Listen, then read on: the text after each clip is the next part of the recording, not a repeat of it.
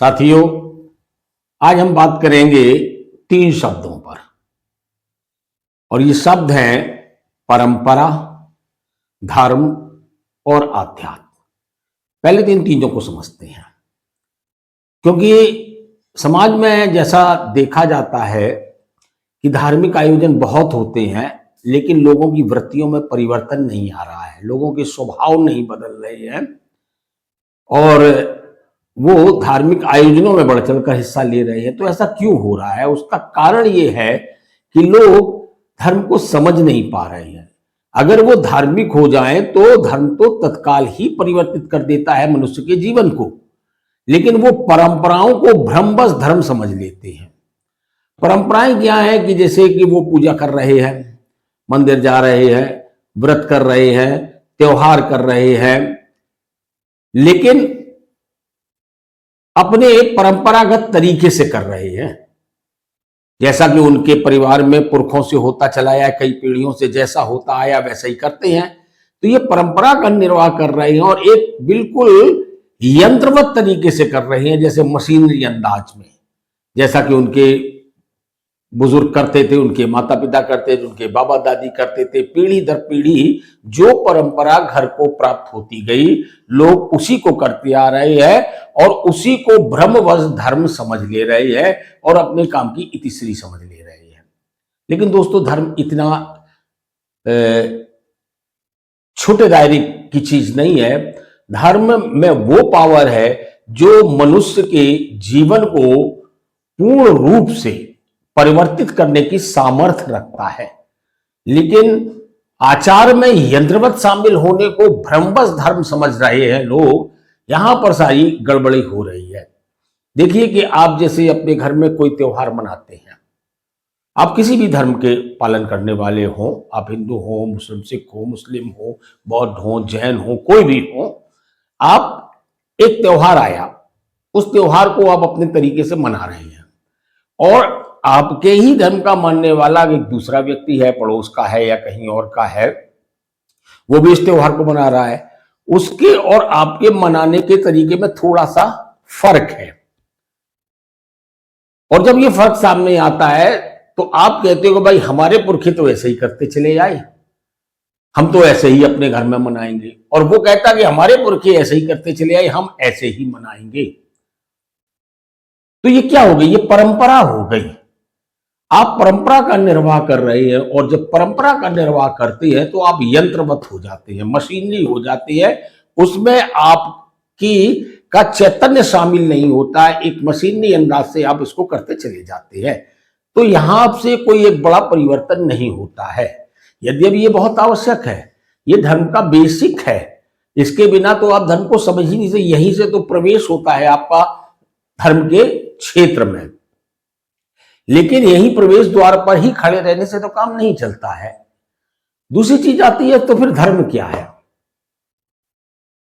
अब धर्म को आप अगर व्यापक रूप में लेंगे कि धर्म की तो अनंत परिभाषाएं हैं, हर व्यक्ति ने धर्म को अपने अपने ढंग से परिभाषित किया है, लेकिन एक सार्वभौमिक परिभाषा के रूप में देखा जा सकता है कि परमात्मा ने हमें जो दायित्व दिए हैं, उन दायित्वों को परमात्मा की सेवा मानते हुए, उसका आदेश मानते हुए और परमात्मा के लिए ही करने का काम धर्म है। यानी कि अब जैसे इसको मैं थोड़ा सा और सरल शब्दों में कहना चाहूंगा कि आप एक विद्यालय में शिक्षक हैं, तो यहां पर परमात्मा ने आपको एक अध्यापक बनाया है। तो आपकी ये धर्म बनता है, एक शिक्षक का धर्म यह है कि अपने विद्यार्थियों को वह अपनी पूर्ण योग्यता के द्वारा, पूर्ण क्षमता के द्वारा बच्चों के सर्वांगीण विकास के लिए वो कार्य करे। ये एक शिक्षक का दायित्व हो जाता है। लेकिन यहीं पर थोड़ा सा और बारीक कर दीजिए कि धर्म, परमात्मा सर्वव्यापक है। परमात्मा किसी एक रूप विशेष, एक स्थान विशेष पर नहीं रहता है, वह सर्वव्यापी है, एक देशी नहीं है। वह संपूर्ण ब्रह्मांडों के कण कण में व्याप्त है। वह हमारे अंदर भी चेतन शक्ति के रूप में विद्यमान है, तो विद्यार्थियों के अंदर भी चेतन शक्ति के रूप में विद्यमान है।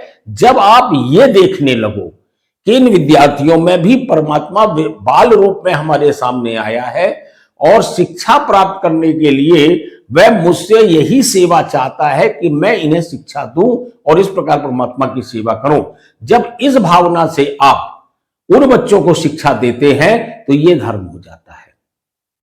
और जब आप व्यापारी हैं तो ग्राहक में आप परमात्मा को देखते हुए एक व्यापार धर्म के अनुसार उसके साथ डील करते हैं, उसमें भी परमात्मा देखते हुए उस ग्राहक को संतुष्टि को आप परमात्मा की सेवा मानकर प्रदान करते हैं, तो ये आपका धर्म हो जाता है।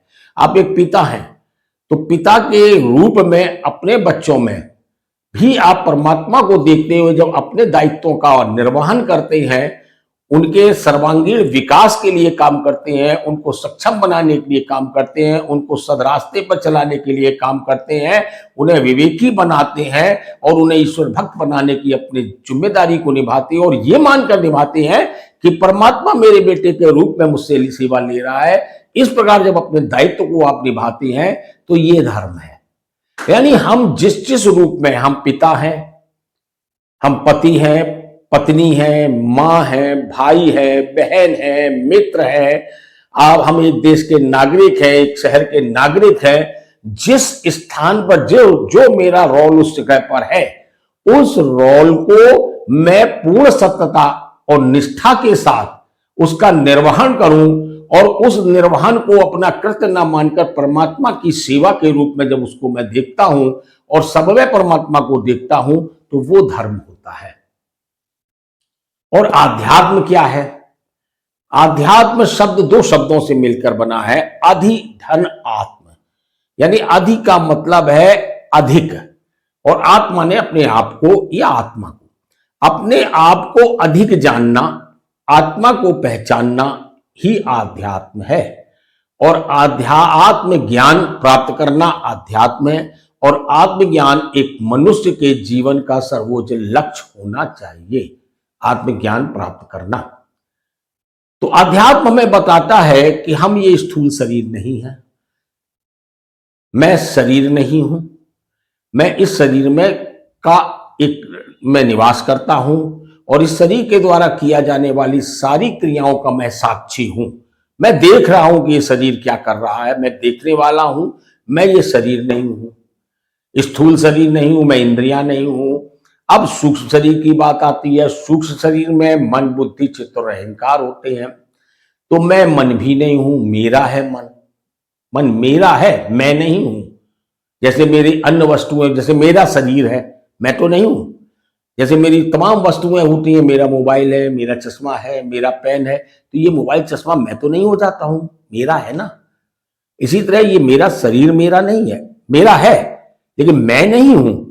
इसी तरह मन मेरा है लेकिन मैं नहीं हूं, बुद्धि मेरी है लेकिन इस बुद्धि भी मैं नहीं हूं, चित्त मेरा है लेकिन चित्त भी मैं नहीं हूं और अहंग मेरा है लेकिन ये भी मैं नहीं हूं। तो मैं कौन हूं? ये कार्य से आत्मा कारण शरीर में आता है, कारण शरीर भी मेरा है, मैं नहीं हूं। इस मैं को जानना, मैं कौन हूं, ये है आध्यात्मिक यात्रा। और जो इस मैं को जान जाता है उसकी यात्रा पूरी हो जाती है और वह मुक्ति को प्राप्त कर लेता है। इस मैं को जानना ही हमारे जीवन का लक्ष्य है और इस मैं को हम साधना के द्वारा परमात्मा की कृपा से ही जान सकते हैं, चाहे भले इसके लिए कई जन्म ही क्यों ना लग जाए साधना करते करते, लेकिन इस मैं को जानना ही हमारे जीवन का अंतिम लक्ष्य होता है।